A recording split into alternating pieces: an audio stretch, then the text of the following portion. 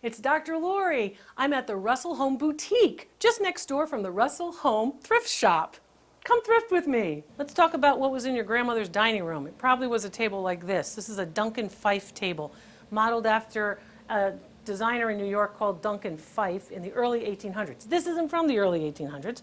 This is from the early 1900s. And you can see that it would accept, if you pull it out, it would accept an extension leaf, so you can see everybody in the family, whether you want to or not at the holidays. And this particular piece is solid hardwood. It could use a little bit of loving care, but it is in very good condition.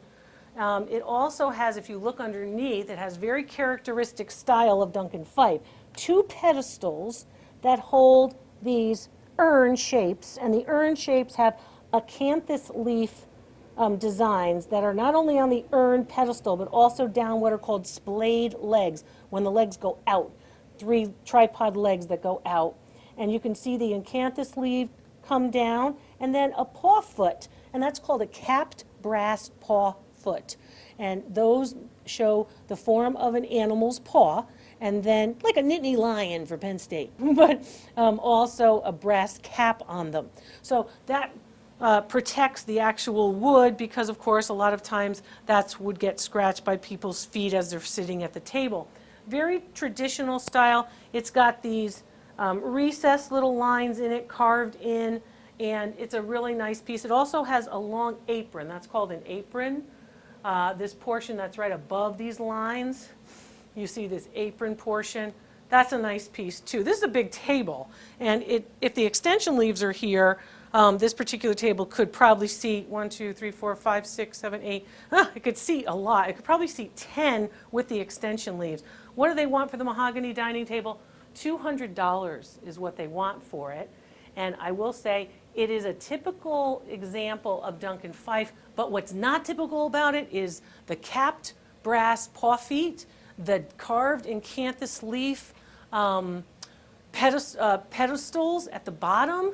But it doesn't have its original chairs. So that's what's unusual about the table. I would say the table is closer to $400 because of those attributes. So $200 is getting it at half price. And no, it doesn't have chairs. So a lot of people look for, is it the set? I'm looking for the chairs. These are not the chairs that go with it. These chairs are caned chairs, early 20th century. These are probably $40 chairs each in this condition and this style, but the table is really quite fine. Other things on this table that are kind of interesting, the Bavarian pink rose tea set. You can see there's a lot of these pieces here. It's marked Bavaria. It's a nice set, but they do seem to have 1, 2, 3, 4 sugar and creamer, so a lot of the sets. Also, you can see the mark here, indicating that particular mark. And you can see that, what do they want for this set? So they want $13.99 for the set. I would say in terms of it, this set is probably worth in the $600 to $800 range. So for $13.99, that's a little bit high for it, but perhaps they have more of the set elsewhere. Maybe not all of it is out on the table. That's possible too. I also like on this table, well, crystal. We're dinging the crystal. You hear it? That dinging doesn't matter. And it doesn't matter because higher quality crystal does not sound better than lower quality crystal. It's all based on someone's ear and what they hear. That's an old wives' tale from the antique world. But these particular pieces are crystal, and they're mass-produced. A lot of people have that particular brand. They are actually given out as giveaways at banks and giveaways in grocery stores in the 1970s and 80s. So you'll see this pattern show up a lot if you're internet shopping for crystal stemware. They're nice. What do they want for them? They should be relatively inexpensive. $35 for the set of 4. So they're worth about $10 each, so that would be $40. So this is a little bit of a bargain here. They're worth about $10 each. What do I like on this table? I really like the Royal Albert platters. I think you can always use a platter, whether it's a small platter like this one or a larger platter like these that are sitting on the table. And there are 2 of them sitting on the table, the large platter, 1 smaller platter. There is a serpentine design with a gilt edge That's really nice. And what did I tell you about the flowers on English ceramics? Told you there's going to be a repeating pattern of flowers on the edges of English ceramics. And then this one has a big burst of the floral design here. Royal Albert, really desirable. This one's really quite fine. And they want $80 for it. And that's for this particular oval platter. It's probably 12 inches, maybe it's 10 inches. This particular platter, I would say for 80 bucks. It's easily 250 if you're going to buy it retail, so that's a great deal. I want to see how much they want for the big ones. How much do they want for the big ones? They want 100 for the big ones. I'd take that for the big ones too. Royal Albert, that's a $300 platter retail. So for 100, you're getting it for 1/3 of what it's really worth. And that's a nice piece as well. So I like this. I like the design. I like the white color of the clay and the gilding is not worn off, so it hasn't been used a lot. And there's 2 of them, so you could have a set, one at each end of your dining table. That's a real bargain on the road. So these chairs at the top have a curved and carved crest rail. What's the crest rail? The crest rail is the big form at the top, and it's like the crest of a wave. It goes up and it comes down. So that's pretty typical of these types of chairs. Solid hard wood. They have spindle backs, but the spindle backs are turned. So whenever you see those different shapes within a spindle, that means they've been turned on a lathe. So what a lathe does is it spins the piece of wood. It's like a rod of wood, and then a knife goes in, or a sharp edge goes in and cuts in, takes away certain areas, and that's how you get that nice decorative spindle. You've got caned seats. Caned seats are popular throughout the 19th and early 20th century. Looks like these are the original caned seats on this chair. You can see how it's bowing in at the bottom, but these are a newly caned seat on this chair over here. If you look at the tightness of the caning on this chair, that's how you can tell whether or not you have a newer cane or an older cane.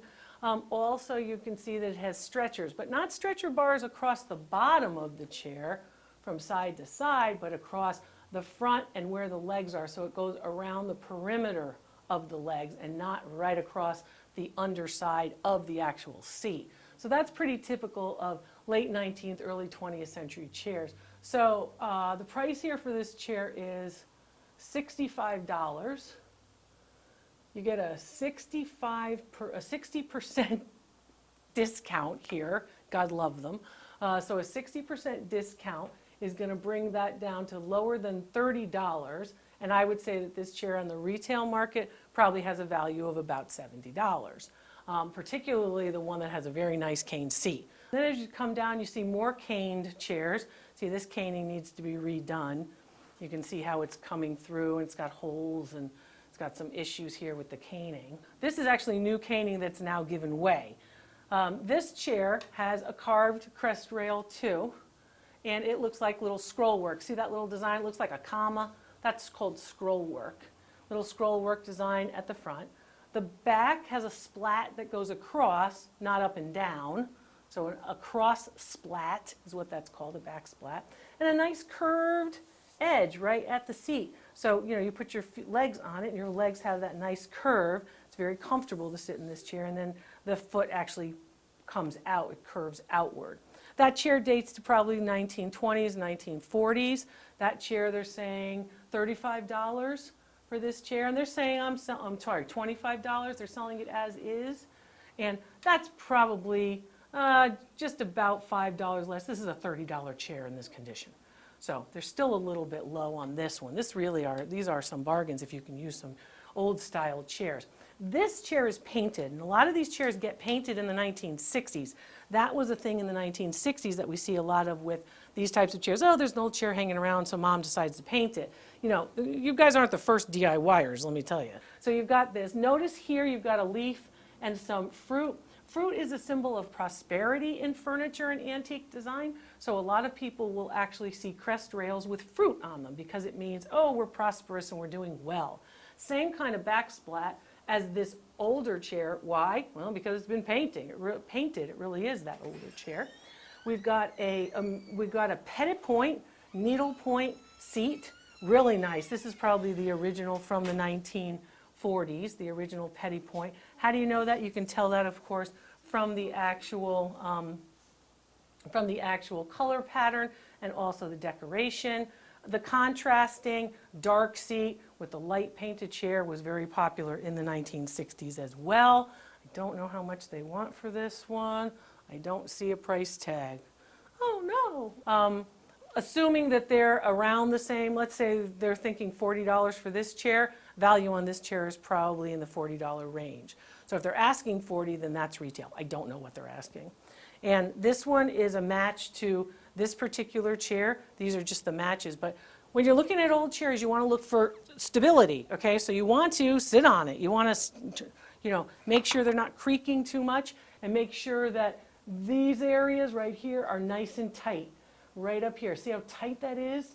You don't want that to be coming apart. If you can see daylight through that, you want to either tell them, maybe you get a discount for it, or be ready to bring it to a furniture restorer who can glue that back or restore it properly. Beautiful art and antiques here in Orlando, Florida. Stay tuned for more.